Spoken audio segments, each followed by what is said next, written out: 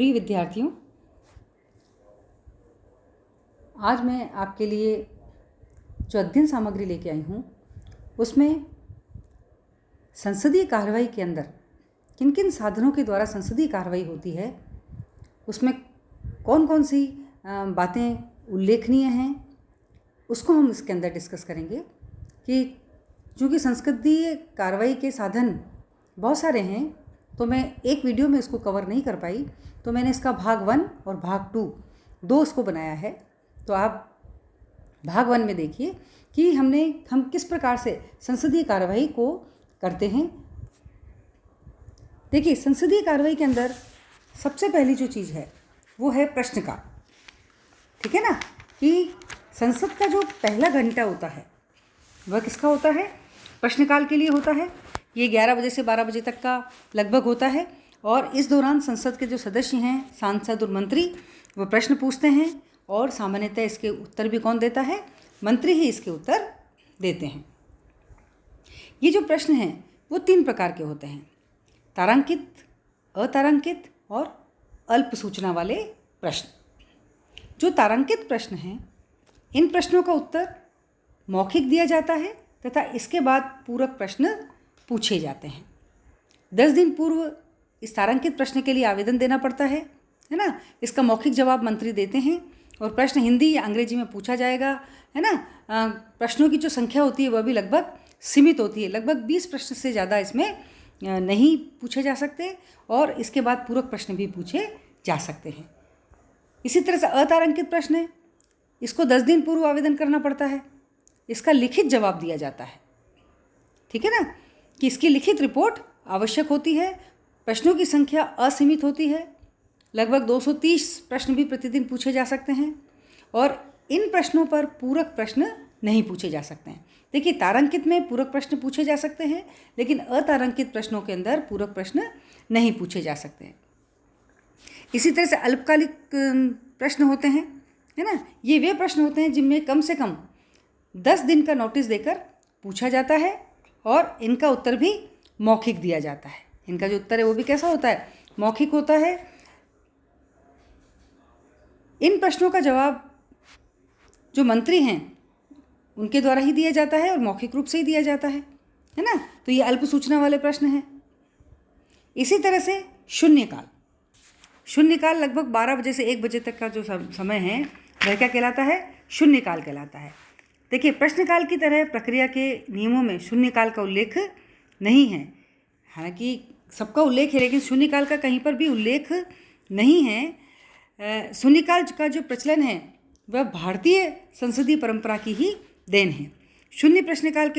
शून्यकाल जो है वह प्रश्नकाल के बाद प्रारंभ होता है ना। और इसके अंतर्गत कोई भी सदस्य सरकार की पूर्व अनुमति या इसके बिना भी प्रश्न पूछ सकता है। अत्यधिक महत्वपूर्ण विषय पर सदन का ध्यान आकर्षित किया जाता है और 1960 के दशकों में भी से ही ये परंपरा हमारी प्रारंभ थी। ऐसे विषय जिन पर प्रश्नकाल में प्रश्न न पूछा जा सके और ऐसे मुद्दों को लोकसभा के नियम 377 के अंतर्गत उठाया जा सकता है। इसे राज्यसभा में विशेष उल्लेख के जरिए उठाया जाता है। ठीक है ना।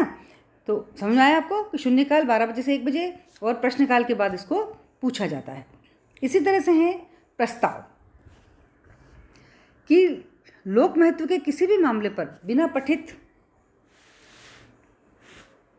बिना पीठासीन अधिकारी की स्वीकृति के बहस नहीं की जा सकती।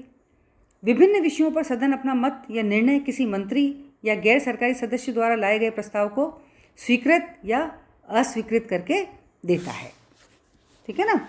और आप ये देखिए कि सदस्यों द्वारा जो चर्चा की जाती है उसके लिए 3 प्रकार से प्रस्ताव लाए जाते हैं। एक महत्वपूर्ण प्रस्ताव होते हैं, एक स्थानापन्न प्रस्ताव होते हैं और एक पूरक प्रस्ताव होते हैं। तो जो महत्वपूर्ण प्रस्ताव है यह एक स्वयं वर्णित स्वतंत्र प्रस्ताव है, जिसके तहत बहुत महत्वपूर्ण मामले जैसे राष्ट्रपति के खिलाफ महाभियोग, मुख्य निर्वाचन आयुक्त को हटाना, इस प्रकार के मामले इसके अंतर्गत सम्मिलित होते हैं। स्थानापन्न जो प्रस्ताव है वह प्रस्ताव होते हैं जो मूल प्रस्ताव का स्थान लेता है। तो यदि सदन इसे स्वीकार कर लेता है तो मूल प्रस्ताव स्थगित हो जाते हैं। ठीक है ना। तीसरा प्रस्ताव है आपका पूरक प्रस्ताव। यह एक ऐसा प्रस्ताव है जिसका स्वयं का कोई अर्थ नहीं होता। इसी सदन में तब तक पारित नहीं किया जा सकता जब तक इसके मूल प्रस्ताव का संदर्भ न हो। देखिए, इसकी भी 3 श्रेणियां बताई हैं। सहायक प्रस्ताव, स्थान लेने वाला प्रस्ताव, वह मूल प्रस्ताव के केवल भाग को परिवर्तित या स्थान लेने के लिए लाया जाता है। जैसे सहायक प्रस्ताव है तो इसे नियमित प्रक्रिया के रूप में विभिन्न कार्यों के संपादन में इस्तेमाल किया जाता है। ठीक है ना, सहायक को नियमित प्रक्रिया के रूप में विभिन्न कार्यों को करने के लिए इस्तेमाल किया जाता है। स्थान लेने वाला जो प्रस्ताव है इसे वाद विवाद के दौरान किसी अन्य मामले के संबंध में लाया जाता है और यह उस मामले का स्थान लेने के लिए लाया जाता है। स्थान लेने वाला इसलिए प्रस्ताव है कि उस प्रस्ताव के स्थान पर जो प्रस्ताव लाया जाता है वह क्या कहलाता है? स्थान लेने वाला प्रस्ताव। यह मूल प्रस्ताव के केवल भाग को परिवर्तित करके स्थान के लिए लाया जाता है। केवल कुछ भाग को ही उसके अंदर परिवर्तित किया जाता है। इसी तरह से देखिए कटौती प्रस्ताव है कि यह प्रस्ताव किसी सदस्य द्वारा वाद विवाद को समाप्त करने के लिए लाया जाता है। जो लंबा वाद विवाद चल रहा है उसको समाप्त करने के लिए यह प्रस्ताव लाया जाता है। यदि प्रस्ताव स्वीकृत हो जाए तो वाद विवाद को रोककर इसके लिए मतदान किया जाता है ना। और सामान्यतः ये जो प्रस्ताव है ये 4 प्रकार का है: साधारण कटौती, घटकों में कटौती, कंगारू कटौती और गिलोटिन कटौती। देखिए, साधारण कटौती क्या है कि यह वह प्रस्ताव होता है जिसे किसी सदस्य की ओर से रखा जाता है कि इस मामले पर पर्याप्त चर्चा हो चुकी है और अब इस पर क्या किया जाए? मतदान किया जाए।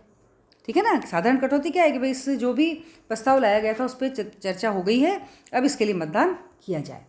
घटकों में कटौती कैसे है कि इस मामले में किसी प्रस्ताव का चर्चा से पूर्व विधेयक या लंबे संकल्पों का एक समूह बना लिया जाता है और वाद विवाद में इस भाग पर पूर्ण रूप में चर्चा की जाती है और संपूर्ण भाग को फिर मतदान के लिए रखा जाता है। इसी तरह से कंगारू कटौती कि इस प्रकार के प्रस्ताव में केवल महत्वपूर्ण खंडों पर ही बहस और मतदान होता है, सारे पे नहीं होता, और शेष खंडों को क्या किया जाता है? छोड़ दिया जाता है। मतलब माना जाता है कि वो अपने आप में पारित हो चुके हैं।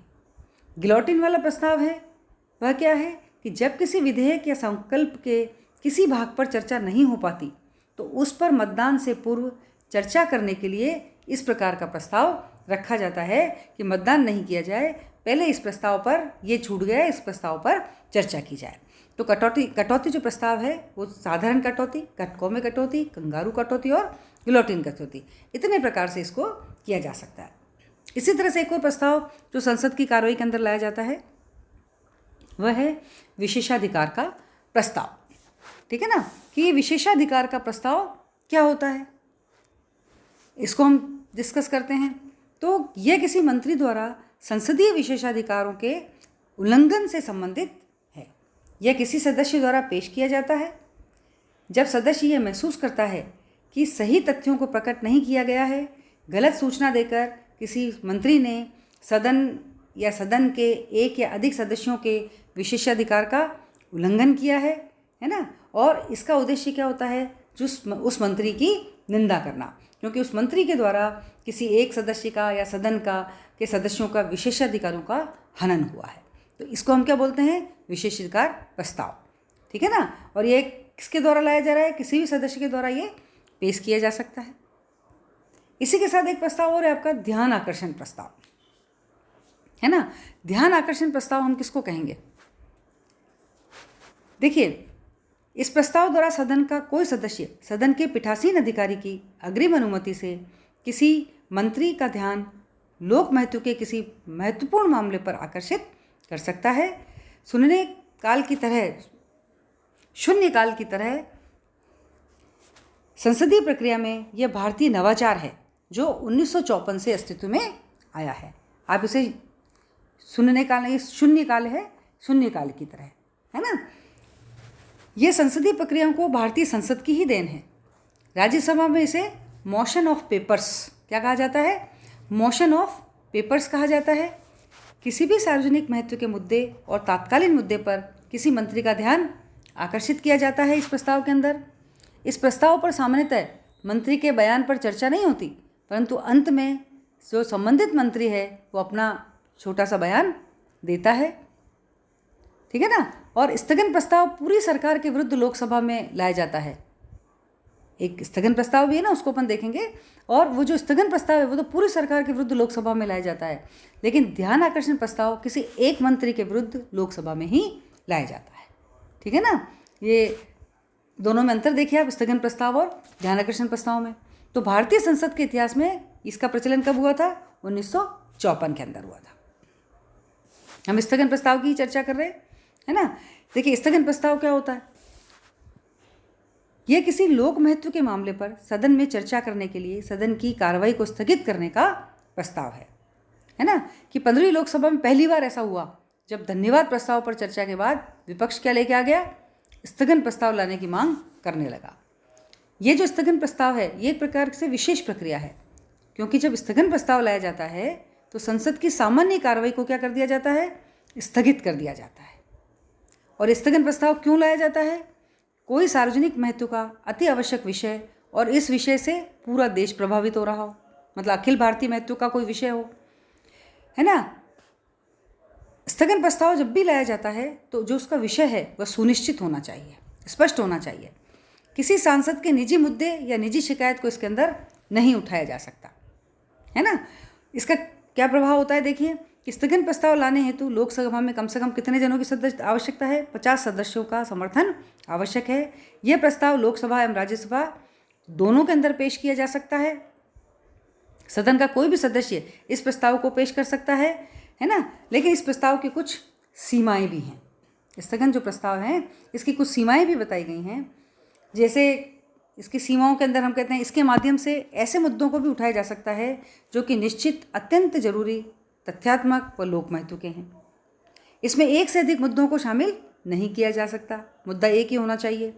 इसके माध्यम से वर्तमान घटनाओं के किसी महत्वपूर्ण विषय को भी उठाया जा सकता है। इसके माध्यम से विशेषाधिकार के प्रश्न को नहीं उठाया जा सकता, है ना। इसके माध्यम माने स्थगन प्रस्ताव के माध्यम से ऐसे किसी भी विषय पर चर्चा नहीं की जा सकती जिस पर उसी सत्र में पहले चर्चा हो चुकी हो, है ना। इसके माध्यम से किसी ऐसे विषय पर चर्चा नहीं की जा सकती जो न्यायालय में विचाराधीन हो। इसे किसी पृथक प्रस्ताव के माध्यम से उठाए गए विषयों को वापस उठाने की भी अनुमति नहीं होती। तो स्थगन प्रस्ताव के अंदर बहुत सारी सीमाएं हैं। इतनी बातों को मानते हुए फिर ही स्थगन प्रस्ताव लाया जा सकता है। हम अगली वीडियो के अंदर संसदीय कार्यवाही के दूसरे साधनों की चर्चा करेंगे।